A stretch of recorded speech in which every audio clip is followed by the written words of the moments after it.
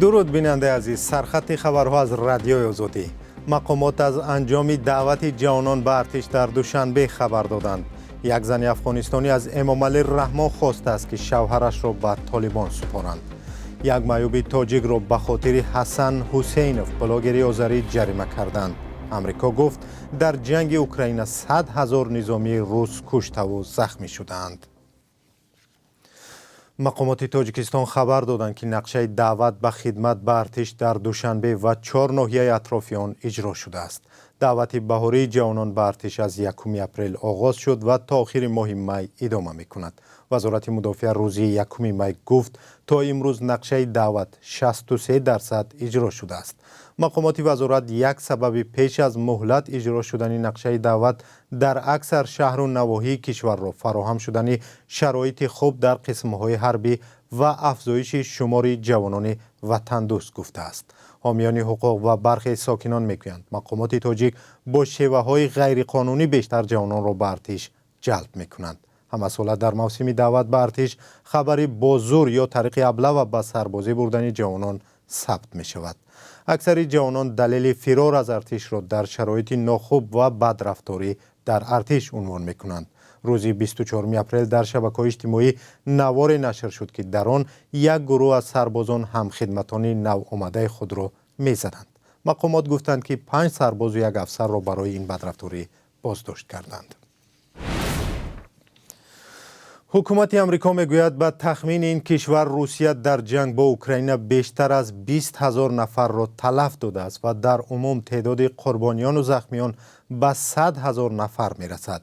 جان کیربی سخنگوی شورای امنیت ملی امریکا روز 1 می گفت آماری مذکور بر اساس اطلاعات خدمات جاسوسی ایالات متحده امریکا است. مارک میلی سردار ستاد مشترک نیروهای مسلح امریکا نیز ماه نوامبر سال گذشته گفت که در مدت 8 ماه جنگ 100,000 نفر از طرف روسیه در اوکراین کشته و زخمی شدند. آمار نو بیانگر آن است که تلفات سربازان روسیه در ماه‌های اخیر با سرعت زیاد شده است. یک ساکن معیوب دوشنبه میگوید روز 28 اپریل ناظران راه او را برای حرکت در راهی که از آنجا کاروان ماشین‌های حسن حسینوف بلاگری آذری تبار میگذشت جریمه کردند. قیام‌الدین عبدالله ساکن 46 ساله دوشنبه بر رادیو آزادی گفت همان روز راه به مرکز شهر را برای عبور کاروان ماشین‌های حسن حسینوف موقتاً بسته بودند و هنگام تلاش عبور راه ناظران ملیسا او را بازداشت و جریمه کردند.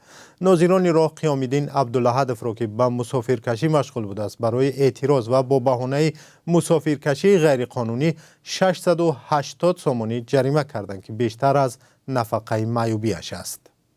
خیلی برادر و خیلی زندگی مجبور میکنه ندارم همینجا یگان ماشین نیست یگان کوچه دم یگان کسی خلال نرسونده با تیمبالی گفتم که من چی نروشنی کردم کدام قاعده رو ویران کردم برای که من دیلم پر بود من میدونستم 100% که ترافریک من موندگی نبود که ما را پریداوت کردن خیلی خلاص که دیگر یگان گپ و یارو تاثیر نکرد. قیام‌الدین عبدالله از هر دو پایش محروم است. حسن حسینوف بلاگری آذری تبار با دعوت اسماعیل محمد ظاهر نبره امامعلی رحمان به تاجیکستان آمد. شیوه پیشوازی او را که مثل رهبران کشورهای خارجی بود مخالفان و فعالان سیاسی سخت تنقید کردند چون به گفته آنها برای پیشوازی با دبدبه و سفر خصوصی یک بلاگر پول مردم خرج می شود.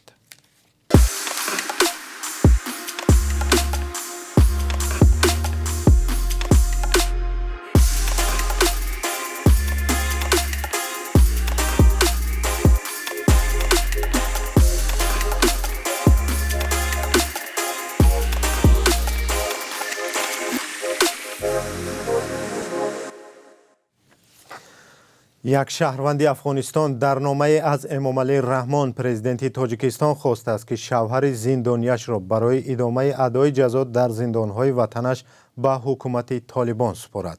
صحراگل فرزند عبدالکریم همسر عزیزالله مرادی در نامه‌ای که نسخه آن روز 2 می دسترس رادیو آزادی شد از امامعلی رحمان خواهش کرده است که در انتقال شوهرش به افغانستان مساعدت کند. او در نامه گفته است که 10 فرزند دارد و بنابر بسته بودن مرز نمیتواند با دیدن شوهرش به زندان خوجند برود. او نوشته است که اگر شوهرش را به افغانستان برگردانند امکان دیداربینی با او را پیدا خواهند کرد.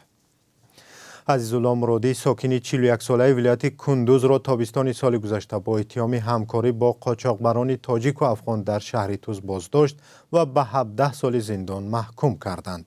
مقامات تاجیک هنوز به این نامه پاسخ ندادند. بر اساس آمار دریافتی در زندان‌های تاجیکستان بیشتر از 100 شهروند افغانستان نگهداری می شود و اکثریت برای قاچاق مواد مخدر و مرزشکنی جزا گرفتند. یک ارزیابی تازه نشان داده است که سرشمار یک جانور نادر در تاجیکستان در مقایسه با سالهای گذشته به مراتب زیاد شده است. سرشمار بوز پرمشاخ و یا مارخور که سالهای 90 فقط 500 عدد را تشکیل میداد تا نیمه سال 2022 از 5000 عدد گذشته است. مجله علمی آرکسی بریتانیایی با چاپ نتیجه های پژوهش طبیعت شناسان تاجیک و خارجی نوشته است گروهی از متخصصان خارجی سال گذشته با دعوت طبیعت شناسان تاجیک به تاجیکستان رفته در مساحت 2000 کیلومتر مربع و در طول 15 روز در مکانهای اصلی سکونت مارخور آنها را حساب کردند. بالا رفتن فرهنگ اکولوژی مردم، پیشگیری از شکار غیرقانونی، حفظ محیط سکونت جانوران از عامل‌های افزایش سرشمار مارخور خوانده شده است که در کتاب سرخ تاجیکستان شامل شده است و از جمله جانوران در جهان دانسته می شود که به آن خطر نابودی تهدید می کند. و قربی اسعار در تاجیکستان، بانک ملی تاجیکستان برای روز دوم می قربی 1000 روبل روسی را 136 سومانی، $1 امریکایی را 10 سومانی و 91 دیرم و 1 یورو را 12 سومانی و 2 دیرم مقرر کرده است. معمولا قربی اسعار در بانک‌های تجارتی اندک فرق می‌کند. برنامه اینجا به پایان رسید. مراد در برنامه اخباری آزادی ساعت 18 به وقت دوشنبه و 16 به وقت مسکو انتظار باشید.